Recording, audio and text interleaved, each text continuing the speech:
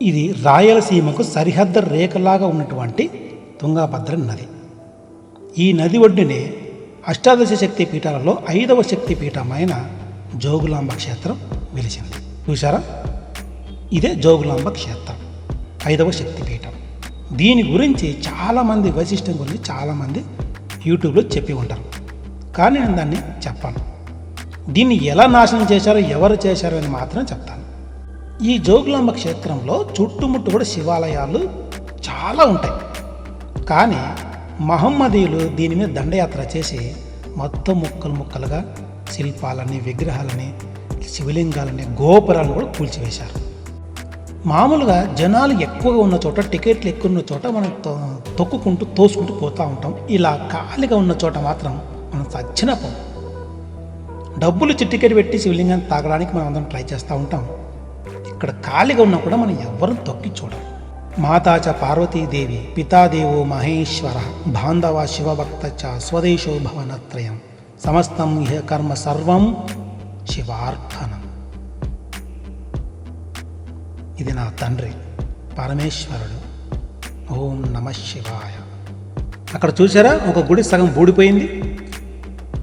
ఇక్కడ మీరు చూసారా, ఈ దేవాలయంలో ఒక శివలింగం ఉంది, బంగారంతో చేసినది. ఈ ఒక్క శివలింగానికి మాత్రమే అందరూ పూజలు చేస్తూ ఉంటారు. టికెట్లు పెట్టుకొని తల తాకిస్తూ మన పాపమంతా పరమేశ్వరునికి అప్పచెప్పి పుణ్యమంతా తీసుకొని వెళ్తూ ఉంటారు. చూసారు, ఈ గుడి అంతా.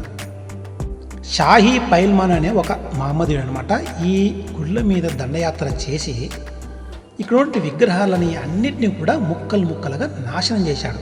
గోపురాలను కొలుగొట్టి మసీదులు నిర్మించడానికి ట్రై చేశాడు. మీరు ఇక్కడికి వెళ్తే విగ్రహాలన్నీ ముక్కలు ముక్కలుగా ఉంటాయి, అన్ని ముక్కలు ముక్కలే. కానీ ఈ ఊరి ప్రజలందరూ కూడా అతని మీద దాడి చేసి యుద్ధం చేసి తన తల నరికి పడేశాడు. ఆ తల నరికి పడిన చోటనే ఇదే దర్గాని ఇప్పుడు చూశారు, ఈ దర్గా నిర్మించాడు. ఆ రాజు యొక్క ఉద్దేశం ఏంటంటే, ఈ గొర్రెళ్ళు కొంతకాలం తర్వాత అదే మళ్ళీ వాడిని దేవునిగా భావించి కొలుసాలి. ఈ గుడికి వచ్చిన వాళ్ళందరూ కూడా మొక్కాలనే ఉద్దేశంతో కట్టినాడు. మనం అది కంటిన్యూ చేసుకుంటూ పోతా ఉన్నాం. గొర్రెల్లాగా ఒకటి పోతే వాడిని వెనకలా పోతూ ఉంటూనే శివలింగం దర్శనం చేసుకున్న వెంటనే ఆ దర్గాలో కూడా వెళ్ళి మనం మొక్కి వస్తూ ఉంటాం. చూసారా, మన గుళ్ళని ఎలా పాతబడిపోయినాయో, మూలబడిపోయినాయో, మొత్తం బూడిపోయినాయి. కానీ పక్కన మసీదులు మాత్రం సమాధులు కట్టుకుంటూ ఒక దర్గాని నిర్మించుకున్నారు.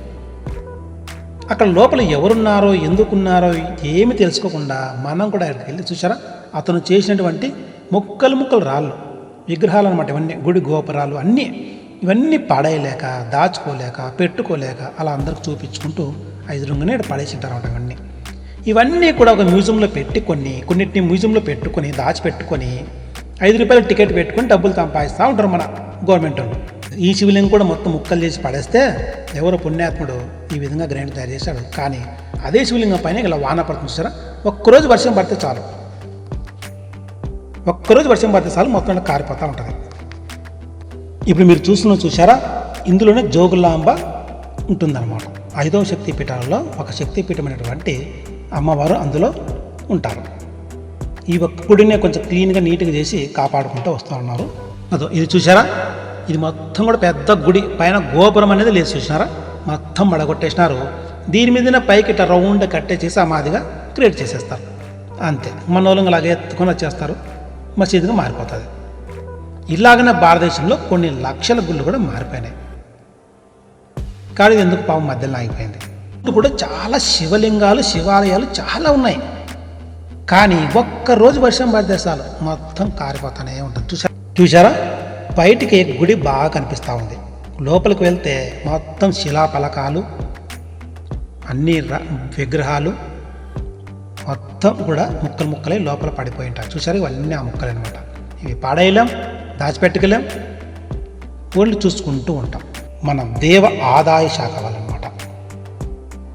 దేవాదాయ శాఖ అంటే తెలుసు కదా, ఆదాయం ఎక్కడ ఉంటుందో అక్కడ మాత్రమే ఇంట్రెస్ట్ ఎక్కువగా ఉంటుంది. కమిటీ సభ్యులు ఉంటారు, చైర్మన్లు, పని వాళ్ళు, జాబ్ చేస్తున్న వాళ్ళు, పూజారులు మొత్తం కూడా అక్కడనే వచ్చి వాలిపోతూ ఉంటారు. బెల్లం ఎక్కడైతే ఉంటే ఈగలు ఎన్ని ఇలా తన్నుకొని వస్తాయో, ఆదాయం ఎక్కడ ఉంటే అక్కడ గవర్నమెంట్ వచ్చేసి మీద పడిపోయి డబ్బులు సంపాదించుకుంటూ ఉంటారు ప్రతి దాని మీద అనమాట.